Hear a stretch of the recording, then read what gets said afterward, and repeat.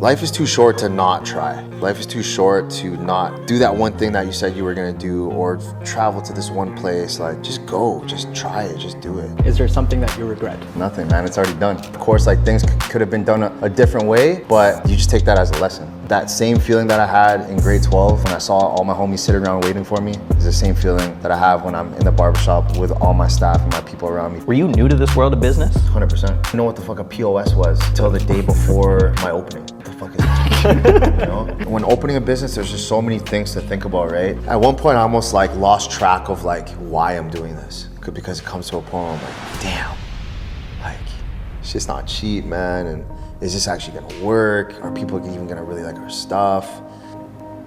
Like, the universe kept like trying to like, yo, Scott, leave. Yeah. And I rented a U-Haul, and I packed up all my shit and I dipped. And I was just gonna sell all my chairs. I'm like, yo, I'm done.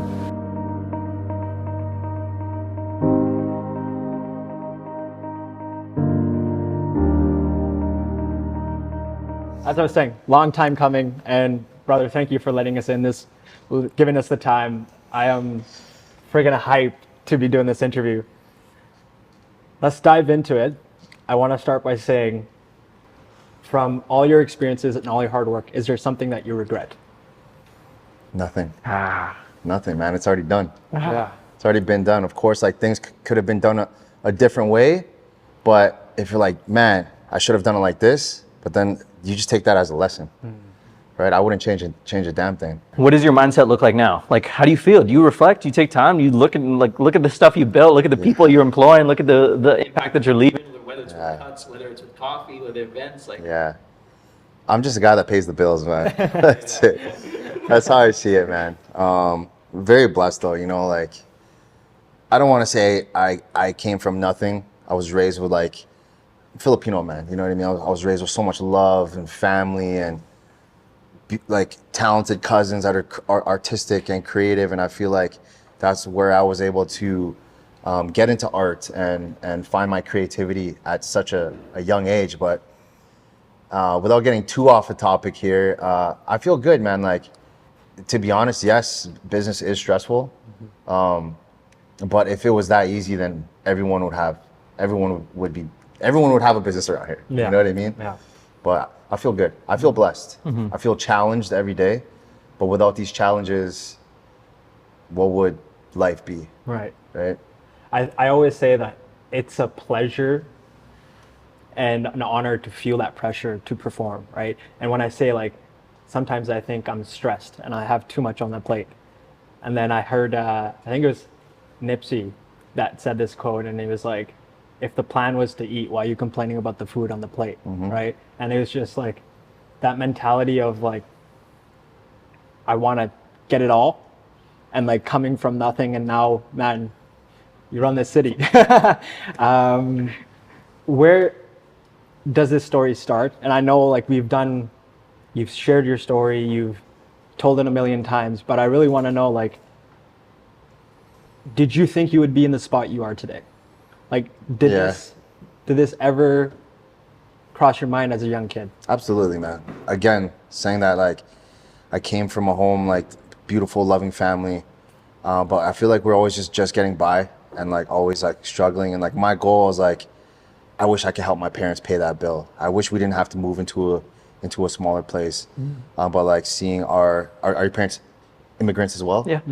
So seeing that, it's like inspiring, and it's like, hey, like I have to make this work, you know? I struggled in high school. I had the best marks in art class out of the whole school. They put my art everywhere, but I was never in other classes. I was always like, I don't know, man. I was just, I'm still not diagnosed, but I'm pretty sure I have ADHD. A lot of people say that shit. Sure. But it's, without that, man, like I wouldn't have found hair cutting, because the hair cutting kind of started like my mom had clippers at the house, and I started cutting my brother's hair, my homies, cousins, and stuff like that. And then going back to the school thing, I would skip school to stay at home and cut hair just so I could.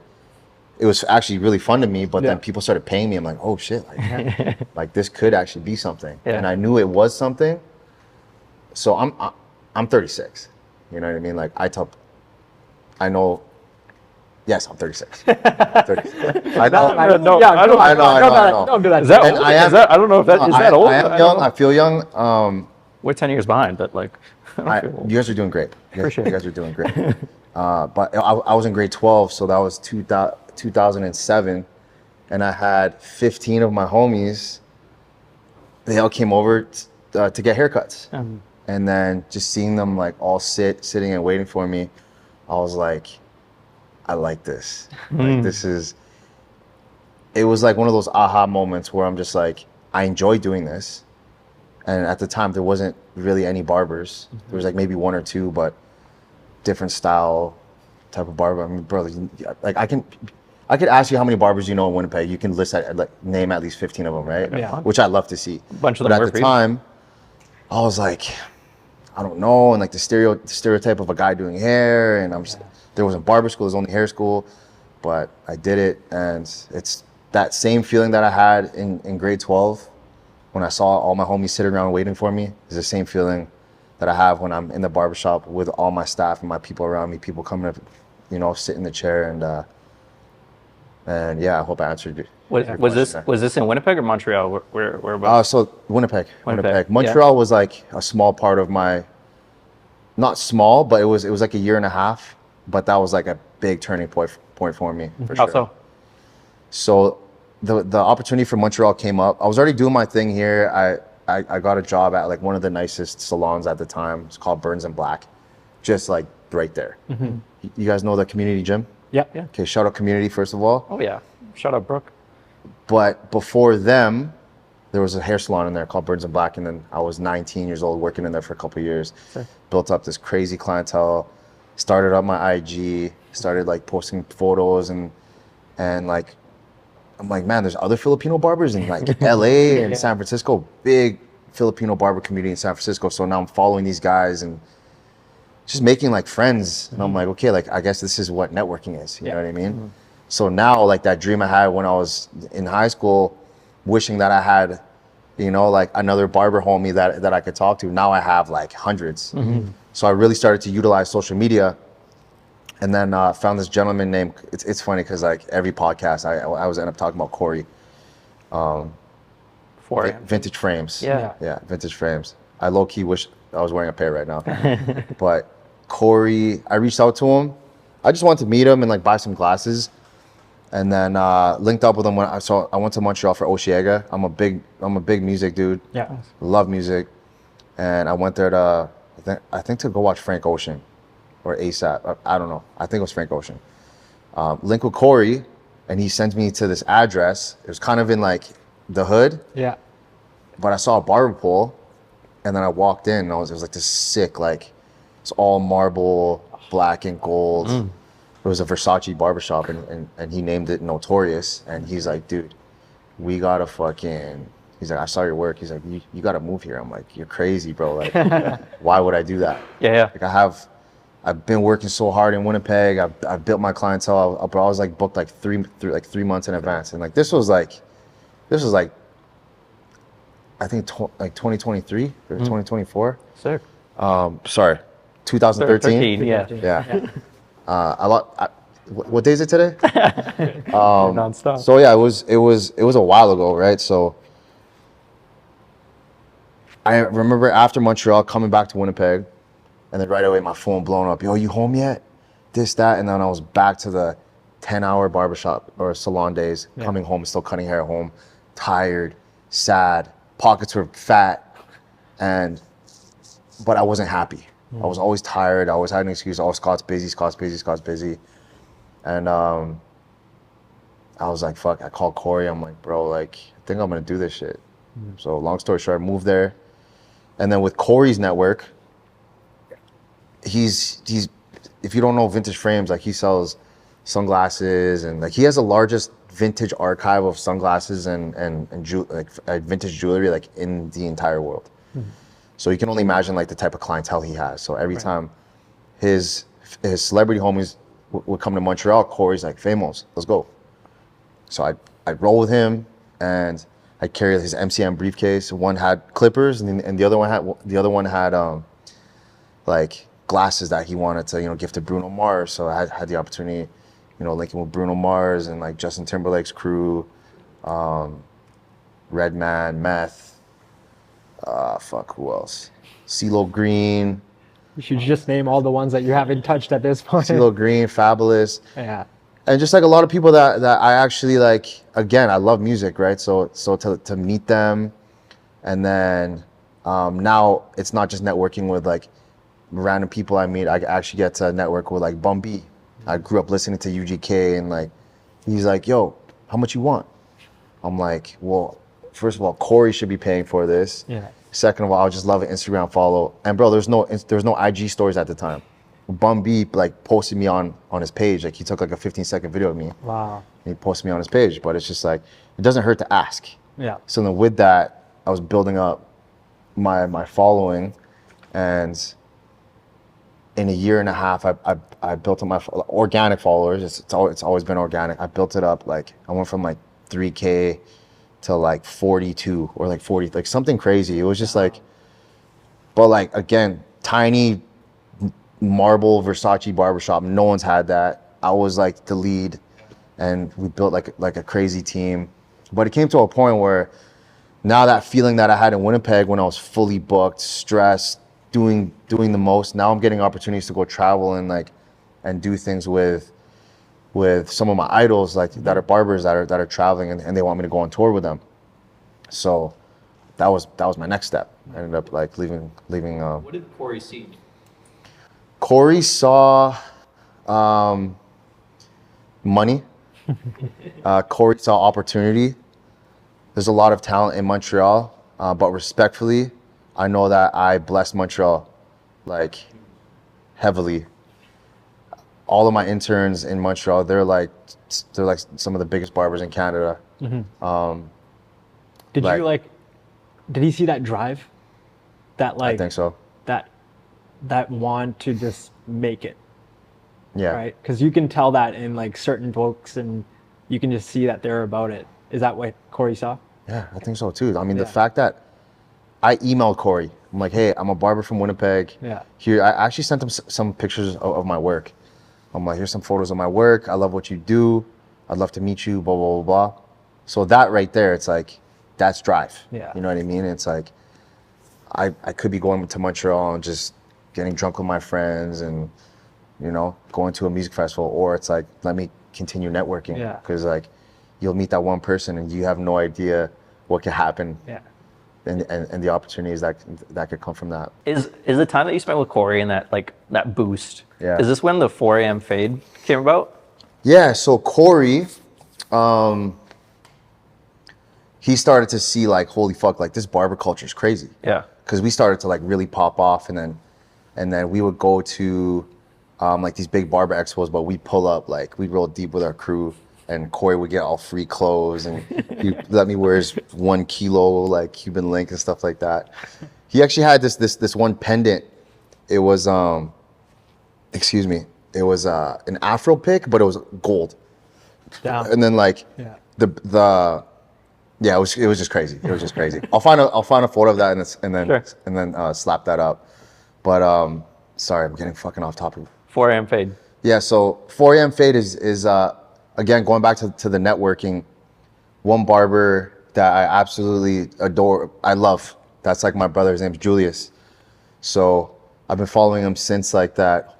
Holy fuck, there's Filipino barbers in Cali.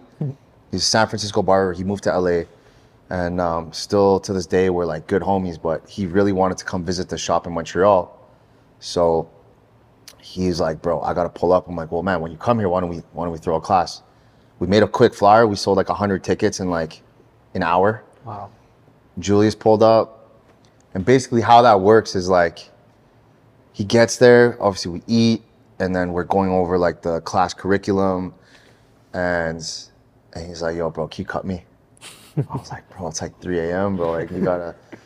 So I ended up cutting it, and by the time I finished, it was 4. Mm-hmm. But I forgot how we came up with the design, but he showed me like 2 reference photos. I'm like, yeah, I got you. So I just put these lines, and then I faded one section this way and then one this way, and I'm just like, yo, that thing's crazy, bro. So I posted it, And I was like, yo, what should I name this cut? I did this at 4 a.m. on Julius. And then I think it was my friend Ken. He's like, yo, 4 a.m. So I called it that. Next thing you know, there's barbers all around the world doing this. Took off, eh? Yeah, and like, I don't know, because there wasn't really like viral shit like that. Yeah. There's so many viral barbers and pages, which is super dope to see. But I've like, at that time, I've never seen numbers like that, like a hashtag with like thousands and thousands of people like doing this haircut and posting it. I mean, like they would all kind of do like their own like rendition of it or whatever, but it was like the essence of it. It was like the feeling of it. So that's how that was born. And then in Miami, there's a barber battle, Blurry Fades, barber battle, and there was a 4 a.m. category. It's crazy. I'll send you that photo too. It's actually me and Julius, and there's like all these people behind us that had the 4 a.m. fade. Yeah, and this was before like social media was really a thing, and like I mean, like social media was like, it was still very, very big and important at that time, but it was just simple, bro. It was like, you post a fucking photo and keep it moving, bro. Yeah. Now it's like, should I do a reel? Should I do a carousel? Who am I gonna collab do I add with? music? Do I add exactly, right? So I come from the era, I was just like, yo, this photo is gonna hit. Yeah, and then just like from, you know what?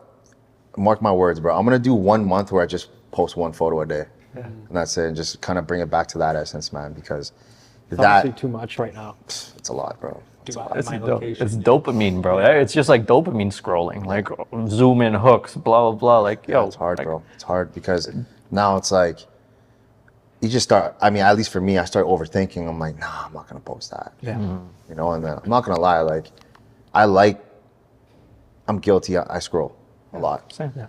But I always just try to be present.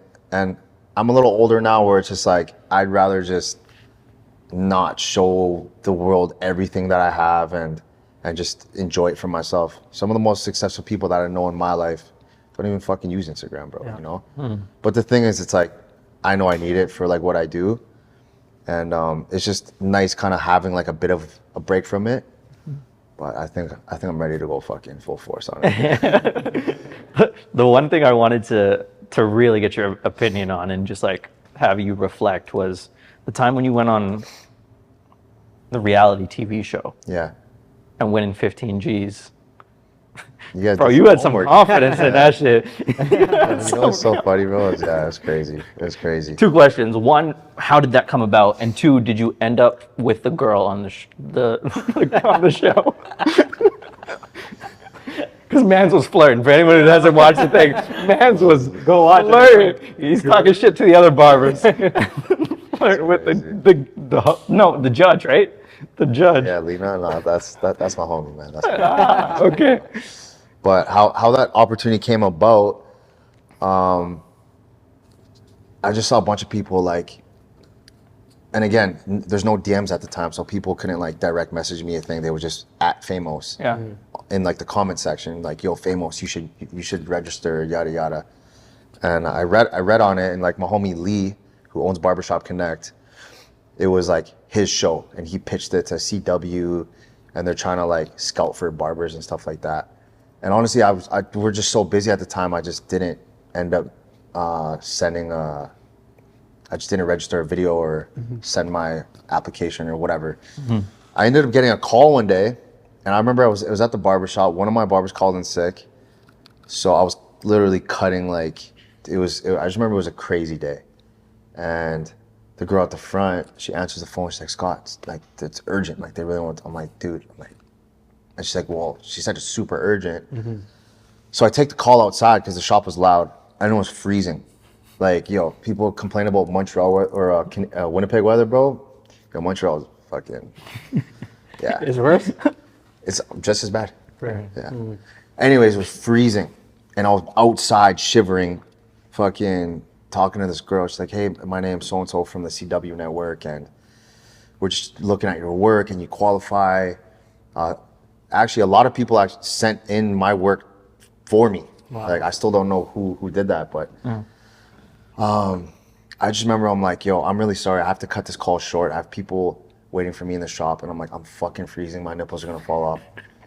And then she started laughing. She's like, "Did you say your nipples are gonna fall out?" I was like, "Holy fuck, I'm so sorry." We need this one. No, literally, like that's I guess there's like the talent, I guess, is what they were looking for, and she maybe just wanted to hear what I sounded like, or you know. And then I guess I made her laugh, and she's like, "We like you, we really do, but if you could send us a video, you know, give us like a tour of the shop and."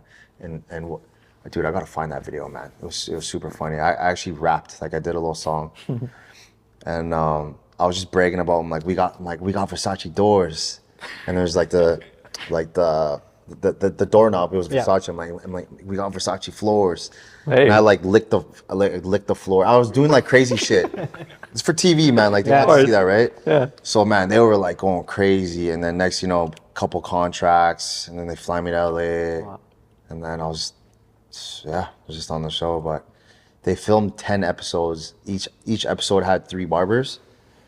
So I knew like a handful of like some of the barbers that were on there, and like some of them were my homies. Yeah. So I was able to like call them and be like, "Yo, did you film your episode yet?" And they're like, "Yeah." I'm like, "What should I expect?" And they're like, "They want you to talk shit. They want you to talk a lot of shit. Like it's a battle. Like they want you to be at each other's throats." And I was like, "Okay, cool." And they're like, "Yo, just do what you do." Yeah. You know what I mean? Yeah. So You did not disappoint. yeah. He was telling me this morning, he's like, "Dude, you gotta watch this." And I was like, I'm watching it on the way, and the most entertaining shit in the world, man. It's pretty funny, bro. Like I still watch that sometimes. Yeah. Was that one of the first times like a large sum of money came through, like for that, or like what was like the revenue stream at that time? Like you were cutting hair pretty consistently. Yeah. So I mean, you didn't have Saint, obviously. now that I own a shop, I mean, this could be a whole separate podcast, but like there's like booth rent, there's commission. So that shop that I worked at was commission. Yeah. But Corey worked out something with me. I had a higher commission, and I was making so much tips and like clients, and that at that time was like the largest amount of money, the biggest check that I ever, you know. Yeah. What'd you do with it? That's how I used that money to open up my barbershop. Yeah. Yeah. And then going back to the do I regret anything? I'm like, fuck, I should have got a house. I should have this. Then I stopped myself. I'm like, man, the fact that I bought these chairs, didn't get a line of credit, didn't do no like loan or whatever. I'm just like, I'm just gonna buy all this shit. And I did that. Yeah. But sometimes I'm like, fuck, I should have. Should have bought some Bitcoin. From, you know, trading haircuts for lunch when you were literally in high school. Cigarettes, burgers, to, Crazy. you know, being paid to do what you love. What's that feeling like when, you know, like you come from nothing and you finally start to see your craft pay off? I'm just very blessed to the days that are stressful and I catch myself complaining. Sorry for the cafe noises. I'm just like, yo, I literally have people that probably even make more money than me. They sit down and they're like depressed. Yeah. They don't like what they do. You know, maybe they're not, I don't know. Like I have the freedom to choose when I want to cut hair, and when I do, I love it, you know, and I get more joy seeing my staff be happy and them grow. And like clients that I used to cut, they're now seeing one of my barbers, and like, it's a great feeling, man. It's a great feeling like that. If I wanted to, I can fully book myself tomorrow and make like, you know, a decent amount of money off of something that I actually enjoy. Yeah. And it's a win-win. I like seeing business as a win-win. Like you walk out, it's like, hey, Scott's haircuts were definitely like a little bit more expensive than the other barbers, but like the vibes, the customer service, and of course you go home with a great product, and then I help boost your confidence. So you paid you paid me, you helped me, but I helped you as well. So We're like going from cutting hair to owning like a barbershop. That's a jump, right? Because now not only do you have to work, but now there's people and you have shares and like overhead. Were you new to this world of business? 100%. Yeah. Yeah, I had no idea what the fuck I was doing. And so what are some of the mistakes that you made through that? Some of the mistakes I made through that, like I think I jumped too quick into it. I felt I was on thin ice because the old building I was in, I just took over a lease. Like I just started paying their rent, right? But in these heritage buildings, like I say thin ice because nothing was to code. And I can say that comfortably now because I'm not in there. My plumbing, my electrical, like nothing was just done proper. So then with my lesson learned with that, when I relocated and opened the new joint, I'm like, yo, I need everything to code. I don't want to feel like I'm looking over my shoulder. Like I don't want to feel that stress anymore. Like, but the idea just made sense. I was looking for like a location. Of course, every barber kind of wants to have their shop, and I was definitely ready for that next step. I didn't even know what the fuck a POS was until the day before my opening. Yeah. It's a point of sale. Okay. Like, what POS system are you using? What the fuck is that? You know? And I'm like, well, I just bought this Mac. Cash. I just bought this Mac, so then, you know, I had some help, and just, bro, life is just figuring shit out. Yeah. You know what I mean? It's like you just figure it out, man. What was, you know, when the transition of, okay, you can line up, you fill out your schedule, but now you have these staff in your shop that are renting your chairs, or they're part of your team, and now you have to put food on their table. Like that pressure is, gotta feel like. It's definitely, there is pressure to a certain degree, Right. but really the pressure's on them. Like I feel like I'm definitely not one of those old barbers, those old school guys that sits on the stoop and just talk shit about everyone. Except I don't. Your cuts. It's definitely just more like, okay, a lot of people, like we are blessed that like a lot of people do want to be part of our team, and we definitely do plan on expanding like in the city before going into other cities. But it's like, yo, let's just say the owner of the Bulls, right? And then they got Jordan. Like, do you think Jordan expected the Bulls to always promote him?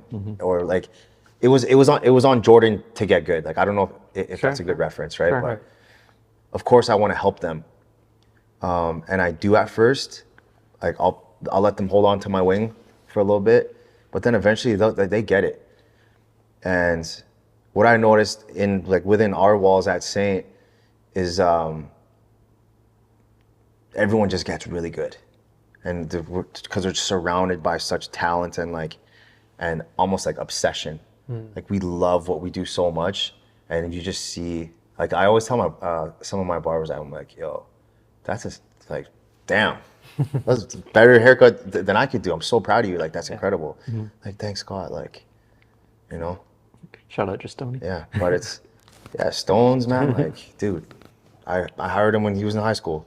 Yeah, back. Yeah, he couldn't even finish a sentence, man. He was so nervous. But like to see him, like, dude, he's so good on the camera, and his confidence, and to be part of that, right? And I'll never take credit for his success, but I could brag and be like, yo, I hired him, and he's been part of my life or I've had the opportunity to now be part of his life, and to, you know. So with that comes with like a lot of loyalty and love and respect, right? Because when Stoney came back from Asia, he's like, "Yo, I'm ready, bro. Like, let's build, man." And Yeah. Don't be so humble too. You mentor him as well. You can inspire. yeah, I mentored that little motherfucker. Nah, but the thing is, bro, like, dude, it's crazy because now, like, I learned so much from them, man, and yeah, okay. I helped a lot of people. I did, you know, but I've also just been given, like, life just blesses me, man, you know? And I feel like the barbers and like the staff that I have, it's just not coincidence. Yeah. Like it's meant to be this way. There's people who will get it and will understand the world, what it takes. And then there's people that won't. They'll come and go. Do you ever feel like a pressure or some sort of like, oh, I let that person down because, it came into my world and maybe they just didn't live up to the hype or not hype, but live up to the standards and like what it actually takes? Because people look and be like, oh, you just cut hair. No, you don't. You do a lot more than just cut hair. Yeah. But then they don't understand the world, and then they get in and they're like, oh, this is a lot harder than I thought.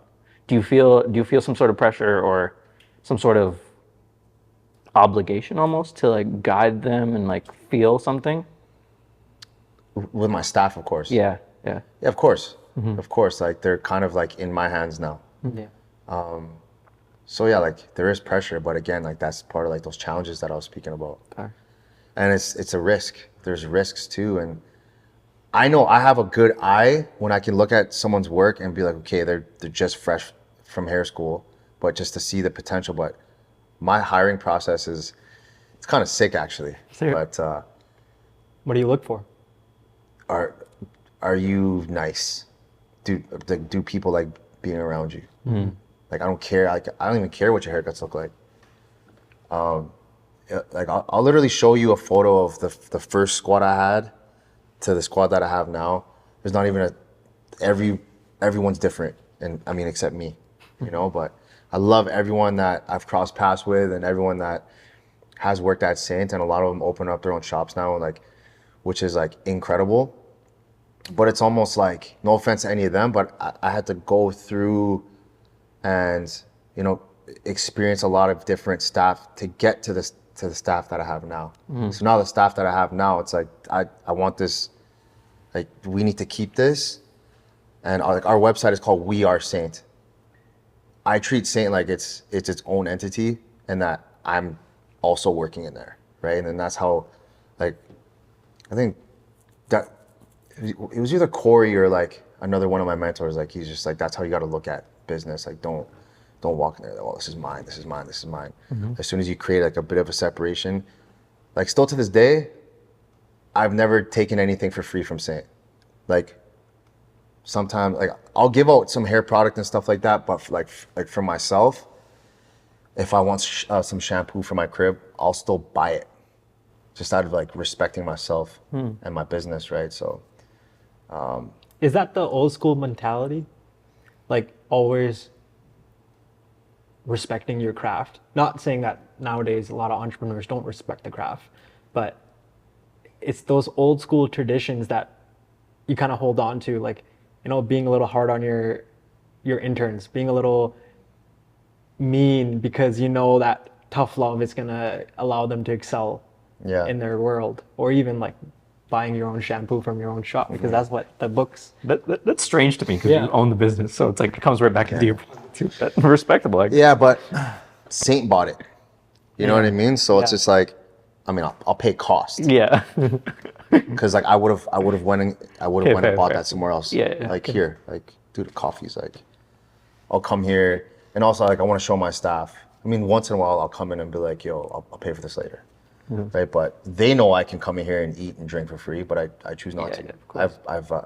I've partners now, and like I've always like dreamed of having a business partner, because it is hard doing it on your own, but there's also a risk, a massive risk, especially, and that's why like I love what you guys do, right? And then because at times, you know, partners, you guys will bump heads, and there's like, you know, me and my business partners, we kind of just comes to a point where it's like, okay, like then what's next? And then we all kind of just feed ideas, and then we just kind of pick the best idea.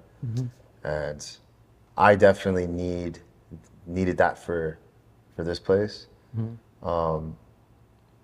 Shout out my partners, Anu and Bryce. But do you remember the first time Saint opened, like the opening? oh my God, bro, absolutely. Let's hear it. September 16, 2016. I had a bunch of my homies fly in, like Triz, Marcel, my boy Frankie from Montreal that I was like good friends with. He like filmed the whole thing there. I had dancers, so like CCAT, they did like some choreo. I had Feta, Nario do a piece, they rapped. I sang. I rapped this. I have a song called 4 a.m. It's pretty fire actually. And most importantly, man, my dad walked those floors, bro. You know, before he passed a year later. So like, there's like a lot of sentimental value to that. But yeah, man, it was crazy. I was just like, we partied, but then like the next day, like, when I walked in, I'm like, holy shit, like, it's official now. Like, now what? What do I do? Do you remember your dad's reaction when you walked in? Oh yeah, my dad was just like, he was very quiet, kind of to himself. But I know he was like hella proud, you know, super proud. It's like that moment is what all of us, even Rob and I, we talk about this because we talked to Joe Corey at Summer of Sun. He's like a really big EDM guy. And he was saying his mom always doubted him until they went into this massive arena in the UK. And there was like Joe Corey on the stage. And Crazy. like, Sold out O2 Arena. Yeah. There we go. And just hearing that story is like, gives me chills because our parents literally moved across the world to give us a future, right? Yeah. And now you're able to almost pay back and say, hey, like this wasn't for anything, right? Yeah. Like this, your sacrifice is worth it. I made it. Yeah. That feeling is, Oh man, it's beautiful, bro. After my dad passed, he went through his iPad and he literally filmed that whole Cedric video on his iPad. You could tell it was like his hands were like shaking. And I know he was showing like that to his staff. He had pictures of like me and my sibling, like shout out my bro and my sis and my mom. Yeah, man, he was a proud dude and just had like, you know, kind of different ways of showing it. But yeah,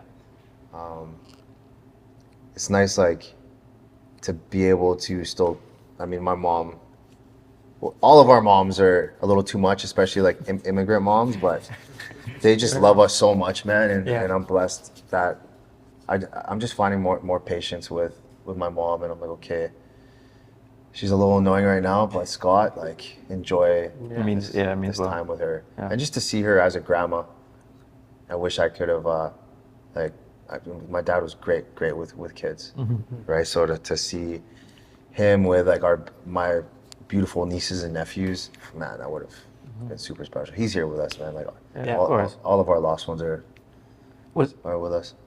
Did they doubt you in the beginning? I don't think it was doubt, it was more confusion. Yeah, okay. Yeah. why were they confused? My mom was actually living in the States at the time. So I guess like my mom didn't really understand what cosmetology was, I think. Like I think she thought I was going to like makeup school or like nail school or something like that.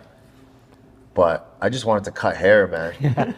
Yeah. You know, and like there wasn't like barbershops. Yeah. There was like just some hair salons. There was like ultra cuts and whatever. But me, I was like glued to BET and basketball and like very heavily influenced by like, you know, music and man, remember the Allen? Oh yeah, wait, I am a little older than you guys, but like the Allen Iverson days, bro. Like, Yeah, of course. The step yeah. Yeah, so I used to dress like Allen Iverson. Like I was like so like inspired by like that. go. And then in movies, like American movies, you see the American barbershop where it's like that's where the homies are. Rap music playing and like kind of having that. And I was like, I want that one day. And I feel like Winnipeg needed that. And we have that. Like we have arguably some of the most talented barbers in Canada. Try to fight me if, you know. Try. There's a lot, man. There's a lot. I'm proud of Winnipeg and just Canada in general in that industry. And we're sitting in your new project, Saintuary. How did this come about? So this came about when I shut down the other location. It was during COVID, and I'm like, yo, I'm done. I don't want no staff no more. Yeah, I don't know. I was just sick of it. You know, like I like this jacket is vintage. I love these are like I don't even know where I got these, bro. I love vintage things, but what I learned is in an old building where you're trying to run a business, it's not ideal. Viable. Yeah. Okay. When it was too hot, and when it was hot, it was too hot. When it was cold, it was too cold, and the area just didn't help. It just like the universe kept like trying to like, yo, Scott, leave. Yeah. And I remember I just did like some small renovations in there, and then one of my homies that lives in that area, he calls me. He's like, bro, your building's on fire. I'm like, Shut up. what? I guess someone lit a mattress on fire to try to stay warm, but the mattress was leaning on the building. Shop caught on fire, and then just like a couple incidents, a couple things happened after that where I just rented a U-Haul, and I packed up all my shit and I dipped. I was just gonna sell all my chairs. I'm like, yo, I'm done. So Nigel Fergus, he's a good client, friend, and mentor of mine. He's like, yo, I gotta introduce you to my guys over at Austin Properties. So he brought me to this location. There's obviously so much more to that story, but it's just like, from me closing the other shop, I'm like, okay, I just want my own studio. I'll sell all my chairs. I'll get my own, like my dream Belmont, like the super ballin' chair, and like just find like a studio where I can like paint, make music. I'll sleep there too. I just wanted like a really cool creative space for me. But Nigel was like, bro, like don't give up on Saint, bro. Like, you know. And So you were gonna completely. yeah, I was gonna dead it. Yeah. Damn. And that's all because of the building? I felt like, you know, God was telling me, it's like, hey, that's done. Just like, and again, I don't want to say I have separation issues. Like, yeah, definitely don't include that. But I was attached to that building because it was my first shop. Again, like my dad walked those floors. My family helped me build it, and and I was like, obviously, COVID was such a dark and scary and sad time. So either way, I had to move out of that one. So when I moved out of that one, now I actually felt like light, like I felt free. And then, So you let your staff go. Everyone was like, yeah, well, peace everyone out. just kind of was like, okay, well, I'm doing this. They're doing something A else with handful of their them life. like left, and then they ended up opening up their own shops, which is great. Some of them did stay, and Stoney was one of them. You know what I mean? So shout out Villa for that, and became very good friends with my landlord. So at the other location, I had no idea who my landlord was. I was just paying like a third party, and that property manager was not a nice person to me, and I just didn't know that there was a luxury of like actually building a relationship with the person who owns the building. So I got to meet Bryce. Bryce loves what I did with the shop. I think I paid rent on time all the time, but very, very respectful tenant, I'd say, and I brought a lot of value to this neighborhood, right? So when they were building this spot out, it's like this is like the sister building to the barbershop. I think there was another business that was gonna be in here, but that ended up falling through. So Bryce hit me up, and then he's like, "What would you do in here?" And then I just started like idea vomiting on him, and he's like, "Yo, a cafe?" He's like, "But there's a cafe there. There's one there. I'm like, "Yeah, but there's also a barbershop there," and it's like, It's also not me. like I'm not over here to be like, "Yo, my coffee's better than yours." I still love going to other coffee shops and stuff like that, and especially like when I go to Harrison's and Moss. Moss is like a big part of our journey. We use their beans right now. DeLuca is that's where we got our machines from, right? So like we're all here to help each other, bro. You know what I mean? It's like I'm not gonna be like, oh, we have the best coffee and this and that. It's just like, bro, just come through. You know, if you like the vibes, then just stay. Like like our whole thing is, of course, the place is like it's beautiful. Like it's almost like you want to be in here, but I made sure that the staff is good and they're nice. And I learned that from my process of hiring the team that I have at the barbershop. I'm like, okay, like let's create like a nice product that people actually enjoy, and so this place wouldn't exist without the barbershop. Right. That's for sure. But I also know that I couldn't have done this alone. So I asked the help of Bryce and my very good friend, my brother Anu, who's been my accountant for like over 10 years. I'm like, who do I trust with my money? Yeah. Like, who do I trust? And who do I get along with? I'm like, it's Anu. So that's how I was able to decide. Like, when I first heard you were opening a coffee shop, I'm gonna be real with you. I was a little confused because I knew you from the barber world. I knew Regan, and like I was like, okay, there's the top 2 barbers in the city. And then I saw the process of you guys putting stuff together. Like, so when the sign come out, like just on your stories and like following, I was like, oh shit, this looks cool. Why the world of cafe? Like why like you could have opened a gym here. You could have done anything here with this true. spot. Yeah, like so- why in the world of coffee? So I see this production. I'm trying to do the math in my head with all these cameras that you guys have. Yeah. Yeah, I can only imagine, bro. I'll just tell you. Beautiful setup. Spit it out. Fuck. Editing at home. Of course, you're in the comfort of your own home, but a lot of people like to like work in coffee shops.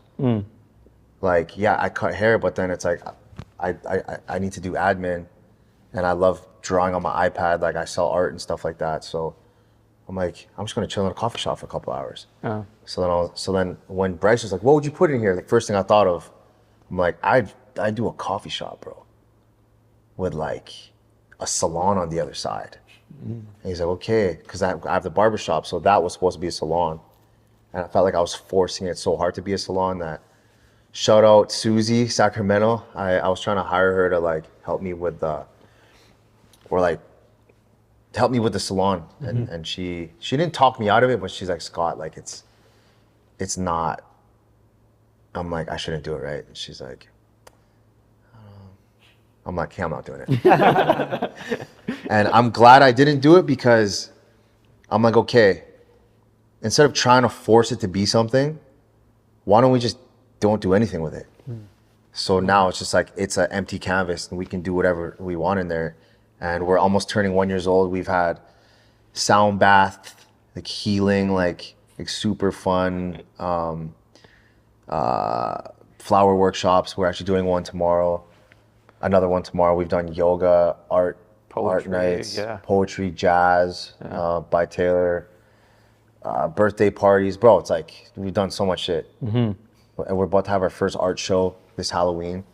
My tattoo artist, his wife, then just like super, super talented artists. And it's, Winnipeg hasn't seen something like that in a while, like a collective of, dude, it's like, I can't even believe that I get to have their art up here and have an event for them, right? So, Would you say you're building like a community here with this shop? Like, you know, we have we come to Anna's run clubs when she hosts them here, and I always see something going on at Sanctuary, whether it's like birthdays or events, and it's, you can see you're bringing back that like sense of community. Would you say that is? Yeah, I'd say it was definitely like, it's just when opening a business, there's just so many things to think about, right? Yeah. And at one point, I almost like lost track of like why I'm doing this, because it comes to a point where I'm like, damn, like it's just not cheap, man. And is this actually gonna work? Are people even gonna really like our stuff? But then that, like the whole community aspect of it helped me get through the process, because I'm like, it brought me back to my purpose, and like building a community was definitely one of the purposes of this space. Like unintentionally, I'm like, okay, I love when people have a place to gather and like meet other people. And now that we have this event space, I've met so many amazing people here, and then like to see you guys come to the run club, and which is like promoting like health. Let's go for a run. It's gonna be painful, but let's come back here. Let's chill. Let's drink some coffee, matcha. Yeah, man. So if you were, you know, from your business lessons, if I were to ask you to start a business again, what would you do? Like, what would your steps be? My steps. Damn, you guys get the cheat codes, eh? Welcome to a podcast. You guys get the cheat codes. Become friends with the landlord. That's step one? Yeah. Okay. At least how, like, I don't want to. What's the benefit? What's the benefit of not being friends and not being friends with your landlord? Well, it's not cheap to, like, for example, let's just say I walked in here and like, you know, nothing is done. Like even just to get an electrical engineer for this place would have been over 20K, right? But then when you have a landlord who has all the connections and can help and just make the process smoother, because he's like, hey, this person is going to be in my unit. Let me help them. And Bryce has helped me so much, right? So that's step one. Step two, make it make sense. You know, like it has to make sense without It has to, hold on, sorry. Yeah, like what do you mean by make it make sense? Like it has to make sense with your It has to personality. be like a real, Financially, personally, which one? all that, you know what I mean? But a business needs to make money. How is it going to make money? Right? And like, is this something that the city needs? Is this something that the area needs? Is it desirable? Is there a Like, market? Yeah. Yeah. Yeah. Yeah. Would you do a barbershop or a coffee shop again? 100%. But now they're just going to be merged together. Yeah, yeah. Yeah. What other markets do you think are out there? That have a gap in our city. I feel like Winnipeg's doing all right, man. Like we have a bunch of new restaurants opening in that area, like an Asian fusion. And man, there's other cafes that like I need to make time to go to because I'm like, man, that doesn't even look like it's in Winnipeg, you know?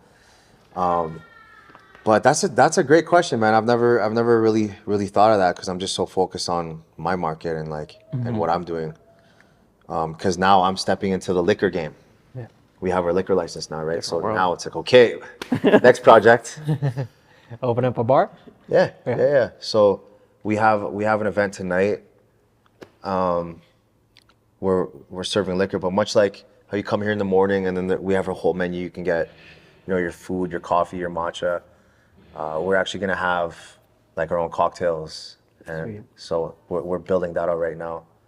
Just hired like a few bartenders. I have one very experienced bar manager who's gonna be helping with the process.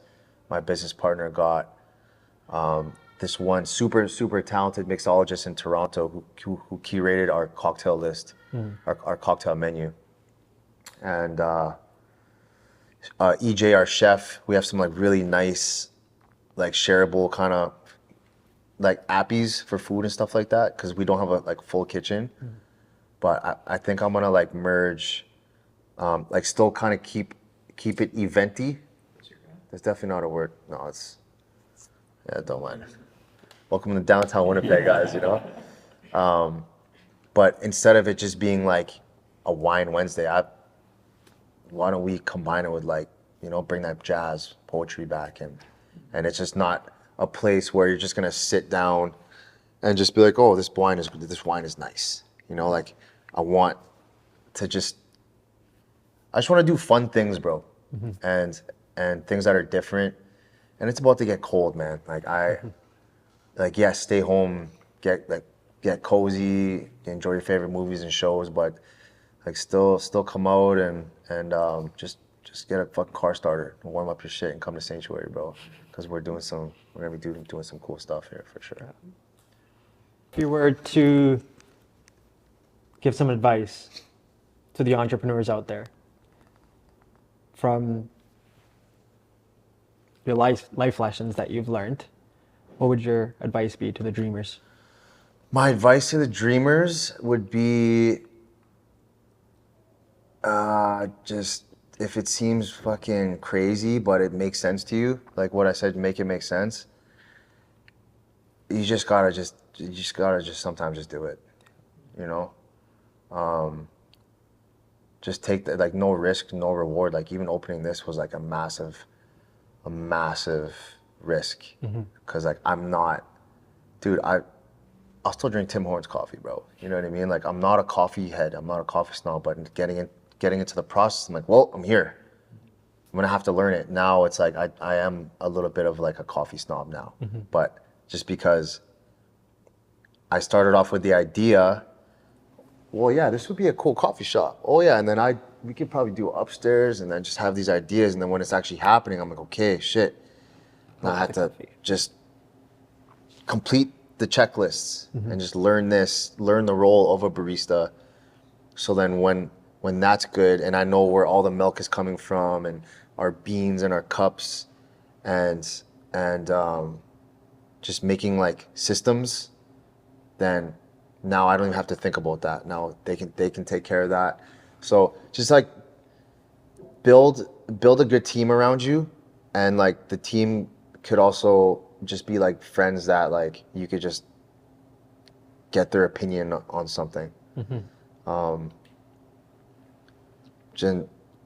another piece of advice that I can give to the dreamers is just don't stop dreaming, and especially to the people, and just honestly just don't give up, man, ever. And whatever it is that you're doing, and like I learned this from my bro, because my bro right after high school he went to university just cause.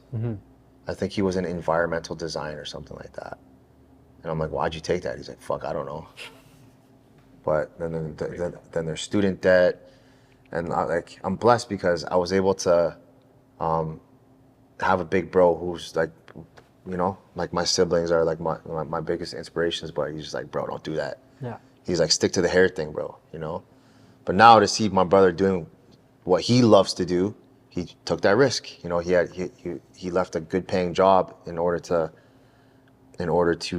not even chase, but you know, to pursue what he loved, and that's health, that's fitness, and with that has opened up so many opportunities for him. Like he was a Lululemon ambassador, and he's built his network, and he has like a solid clientele, and he's just so good at what he does, right? And my sister, that's why it's amazing seeing. Do you guys have siblings? Yeah. So to like see my siblings as parents, I'm just like, it's the best, bro. My sister's my second mom, man. Yeah. Oh, dude, I love it. And my sister's job, she has her master's in psychology. She's the smartest one out of the three of us. But she helps kids that are on the spectrum, right? So to really think that like my barber career, I help people, and my brother, he helps people with, you know, their health, their mental health, and my sister helps. I'm just like, yo, like our parents did good for us, man, you know? And like not just for me and my siblings, but for like all of us to like really appreciate it. It's like, man, I could be in the Philippines right now. I could have been born over there, right? But my life is here. Yeah. My life is here in Winnipeg, and you know, 204 rise, baby. Let's go. You know? That's It's not even 431 where I. It's 204. Okay. well. Scott, you're building culture almost like in Winnipeg. Like it's not just a barbershop, it's not just a cafe, like so many other things go into it. Is there anything you do strategically to build culture? Man, these are great questions, because I just do things that need to get done. And that looks like, so for example, we have an event space, and you know, some weeks we're like, okay, there's no events this week. But I'm just like, damn, like we should be having our own events. So then now I'm challenging my staff. I'm like, what kind of event would you do? I don't know, like, you know, maybe a paint night. I'm like, then let's do one. Yeah. I like to challenge people around me. And then and then also show them. Those are two of my staff. That's so cute, actually. And also show them that it's like you can make money from doing, like, you know, if you have an idea and it makes sense, then let's have that art show. Let's do that little arts and crafts night or whatever it is, and just to challenge them, because I've thrown like a lot of barber events and stuff like that, and then just like selling tickets. It's crazy, man. So Tell me about it. We throw a music festival. dude, it's fucking sick. It's hard as fuck. Yeah, for sure. But it's really nice to see like yes, I cut hair, but I see it like I so happen to also be good at cutting hair. I'm not that. That doesn't define me. I'm just like, okay, what was I doing before cutting hair? I'm like, I was really good at art. Like I love drawing, I love painting. I'm like, okay, then that's the core of it, right? I'm creative, right? So I've had someone tell me like the artist can never be the businessman, and you know, I was like just fighting that so hard because I took it personally. But bro, I miss painting, I miss drawing, right? But now it's like all my creativity is in business, which is fine. But sometimes you gotta just go back to where it started. So I just moved into a penthouse, and I built like an art space for me. So I'm gonna start doing that. And I feel like when I start doing that, I'll be hosting my own art shows and like you guys should throw events here and, you know, Ideas, for sure. build more of a community and bringing people together. Scott, you can tell me to fuck off if you don't want to answer this. But was there ever a path that you went down that you weren't the most proud of? Absolutely. Yeah. Oh yeah. Can you speak about that some? Sure, man. Like, narcotics. Just like, Yeah. you know, Was that like a product of your environment, just where you were at the time? Or? I think so. I think it was like, I mean, I'm in the hair industry, bro. Everyone fucking parties, right? So, and I own a bar now. I'm surrounded by liquor, bro. I literally I just came from the LC to, Yeah. but it's just like, it's just time and place, man. Like, I have too much to lose. It was after like my dad passed. I was drinking a lot and whatever, just to numb my pain. And now it's like when I do drink, it's like, bro, this summer was so beautiful here, and I still travel like a lot for work, and I'm not gonna be too hard on myself, but I know what I'm like when I'm like 100% sober, Scott, and that Scott is. You should interview that motherfucker, bro. Like, that guy's great. But yeah, man, I've had those times, but without those times, I had to like snap out of it, and I just became a way better version of myself, I'd like to say. Many people can't get out of that though. Many people don't have an off switch, or like Yeah. are able to realize, okay, I got a lot to lose. Yeah. How'd you get out of it? I mean, I still drink, you know what I mean? But I have a big bro that doesn't drink, and I call him in the morning. I'm like, how's your morning, man? He's like, I just ran 29K, and then fed the kids and this and that. I'm like, dude, I just woke up, man. Like, you know? So when I like complain, we're like, I have so much to do in a day. I'm like, man, I'm good, you know? So my big bro is just like, he'll never be like, yo, stop doing what you're doing.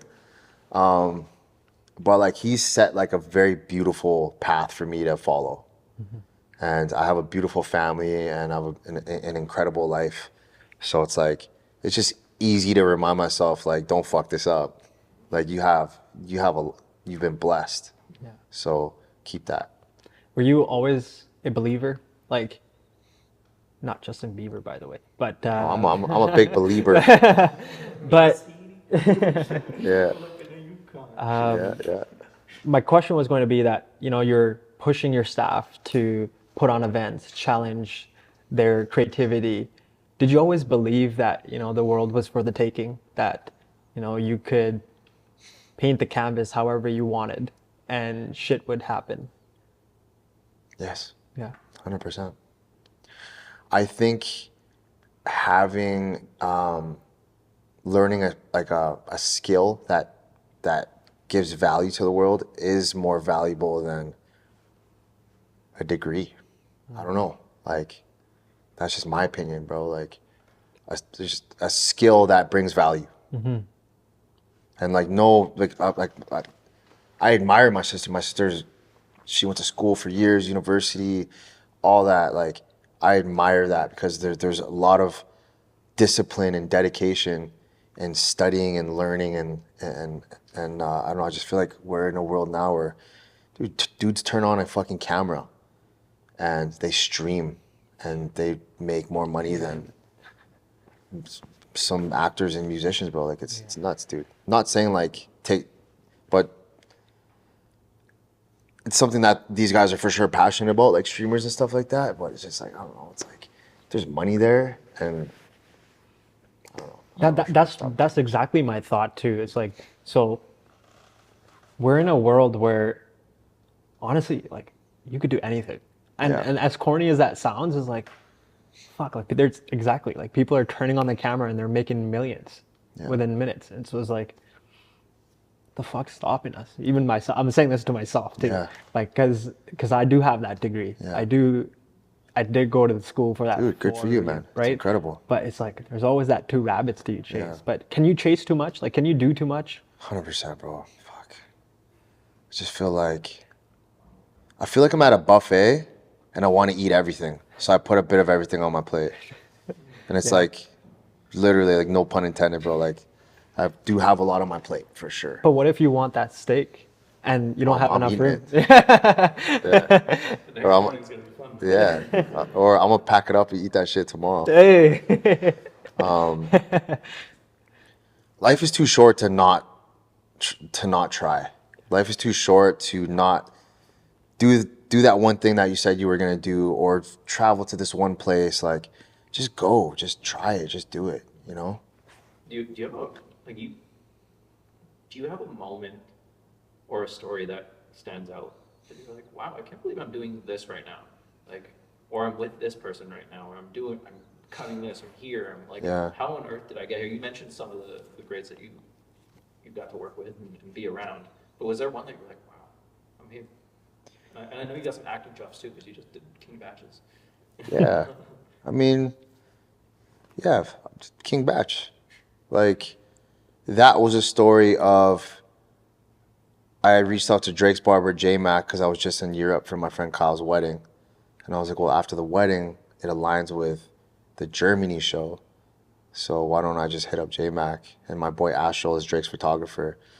So yeah, I just messaged them and I was like, yo, I want to pull up to Germany. And they're like, yo, your black and gold envelope will be at will call, VIP, whatever, right? And through me reaching out to J-Mac, he was like, yo, actually my homie King Batch is in Winnipeg. Can you take care of him? So I cut his hair a few times before Europe, but then as soon as I got back from Europe, cutting his hair. But man, it's like as soon as he's in the chair, he's the homie. Yeah. And I'm just like, yo, like how long are you in town? And you have to remember, it's like he's not from here, and he's working at the end of the day. And like being on set, acting, I've never really acted before. I think my biggest acting job was probably the video that I did with Batch. He's like, turn your head. Covered in blood. Yeah, he's like, turn your head when you hear the snap and just look confused. I'm like, ugh. I don't know if I think I did an okay job, but maybe I watched it. It's fucking yeah, hilarious. no, it's funny. It's funny, but just something like that. It's like, okay, he's super famous, 25 plus million followers. He's very talented and very great at what he does, but I shouldn't say only. It is because of how obsessed he is with content, right? So everyone knows him as the Vine guy. To be honest, I wasn't even really on Vine that much, but I remember him in certain movies that I'm like, yo, this guy's mad funny. And I see him like all over social media and stuff like that. So as soon as he sat in my chair, we're chopping it up or whatever, I'm like, hey man, I'd love to do a video with you. Like, what does that look like? Like, how much do I pay you? And he's like, nah, nothing, bro. You're good. And then next, I invite him to the run club.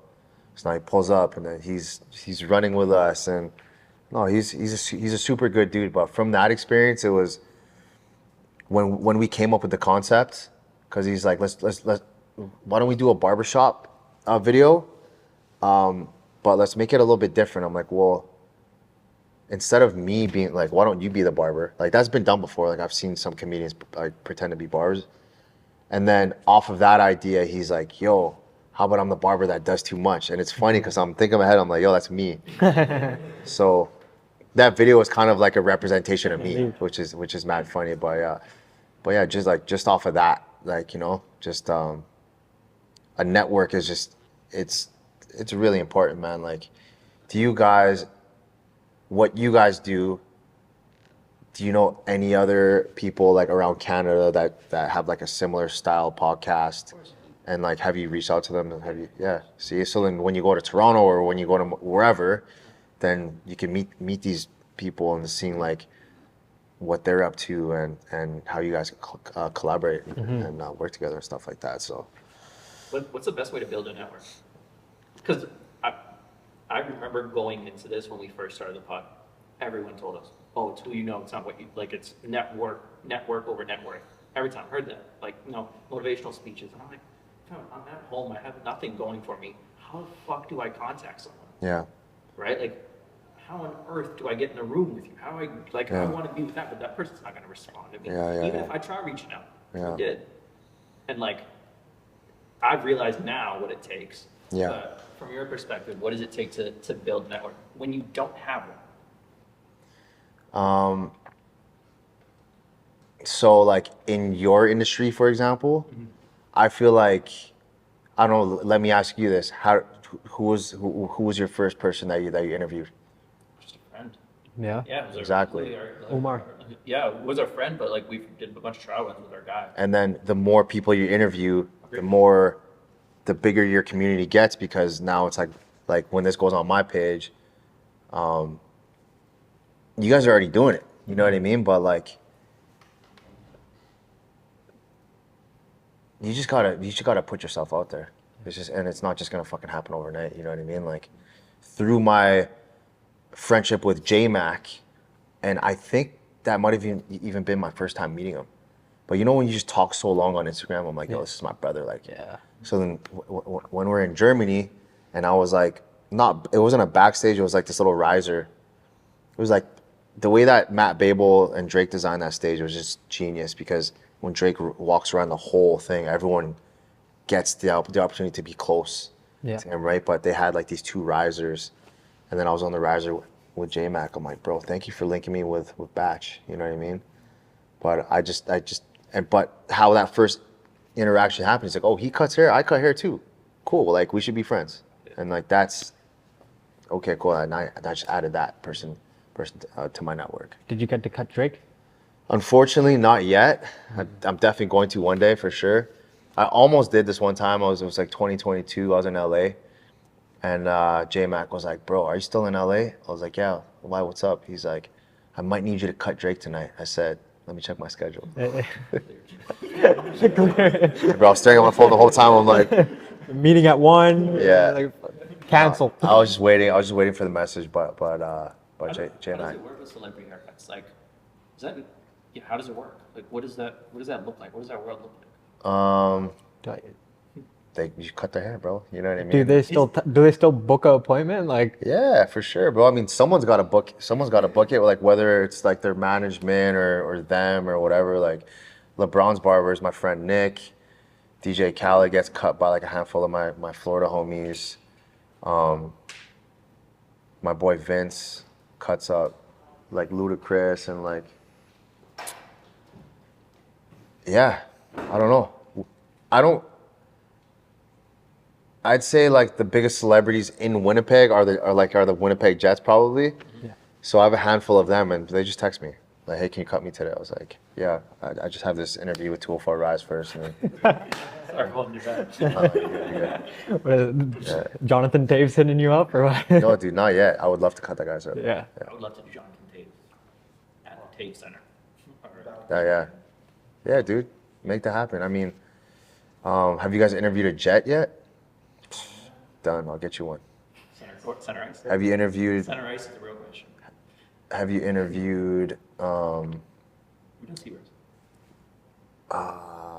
Brady from the Bombers? Tell him to answer his phone. Oh, Scott, you know how much, like, how many texts we sent you? I've sent probably Double. triple the amount, and it's been like, hey, we're down. Yeah. It's just time and place, and we know you guys are busy, so like. I'll push it, man. I'll push it. I appreciate that. Yeah, Brady, I cut him once in a while. You know what I mean? So, yeah. Is there pressure to cut these guys, or is it just a haircut? Just a haircut, bro. Yeah. Yeah, it's just a haircut. I mean, it's a celebrity that's like about to like be on film, like camera, like, you know the Allstate insurance guy, Dennis Haysbert? Yeah. So I met him in Winnipeg. He was in town filming a movie, and I cut his hair. Him and his manager really liked me. That they flew me to Vancouver. I was in Brazil for like this crazy, like it was this 1 day show. So I flew all the way to Brazil, did this show, and then Mama G, her name was Mama G. She's like, Dennis is filming Allstate commercials in Vancouver, and we really need you. The barber that they hired doesn't do like, you know, like this style of hair, blah, blah, blah. So I'm like, I rerouted my trip straight like to Vancouver, and that was just nuts. But like, to make sure that his hair was perfect for the camera all the time, like that was when I was feeling the pressure for sure, you know. A lot different than the everyday like a barbershop haircuts. But How do you not let those moments get to your head? Like, you know, you're cutting celebrities, you're Yeah. chasing your dreams. Like, how are you so humble? Don't fan out. You know what I mean? Like, of course, with Batch, after I cut him, I'm like, dog, we gotta take a photo, man. You know what I mean? Yeah. But they're humans too, man. And it's like, you don't, like, let them breathe a little bit. Whenever I have, like, the Jets players in my chair, like, I don't want to talk about hockey. Like, They're used to that shit. yeah, man. So I just be like, yo, how's the family? Like, It's therapy, bro. Yeah. Just having a couple chairs. Yeah. Wow. yeah, I could tell you everything. for sure. Wanna know my SIN number? Let's go. The SIN number's crazy. It's therapeutic. Yeah. It's a different world. But me, it's like my schedule. I honestly, my clients are watching this. I'm sorry that I haven't been around this year. You know, like I'm trying to like build. But the thing is, I'll bump into them and they have a fresh cut. I'm not gonna be like, who cut you? You know what I mean? Like, I'll just be like, yo, it's good to see you. Blah blah blah. I will eventually Owners are a ask. little faded though. I will actually ask, and I'm like, yo, and then like they're still going to the shop. You know, like keeping it in the family obviously is great. But yeah, no, like the shout out to you guys for being loyal to your barbers, man. Like that's great. You know. Hey, thank you, Scott. Yeah. Appreciate it. Come check out Saintuary. Check out Saint. Waiting on you for a while, Scott. And finally got to do it.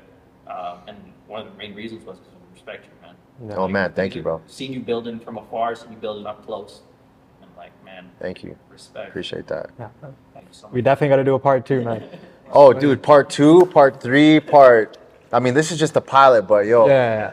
thank you 204 Rise for having your boy on here and for filming it in our lovely sanctuary. Of course, man. If you guys haven't been here yet, our address is 123 James Avenue in the Exchange District. Barbershop is a block away.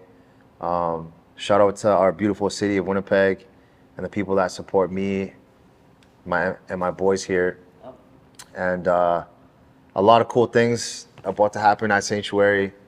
So stay tuned for all that. Make sure you guys come through, try our cocktails and stuff, and let's get it popping. All right, Like, man. comment, subscribe. See you next week. Peace.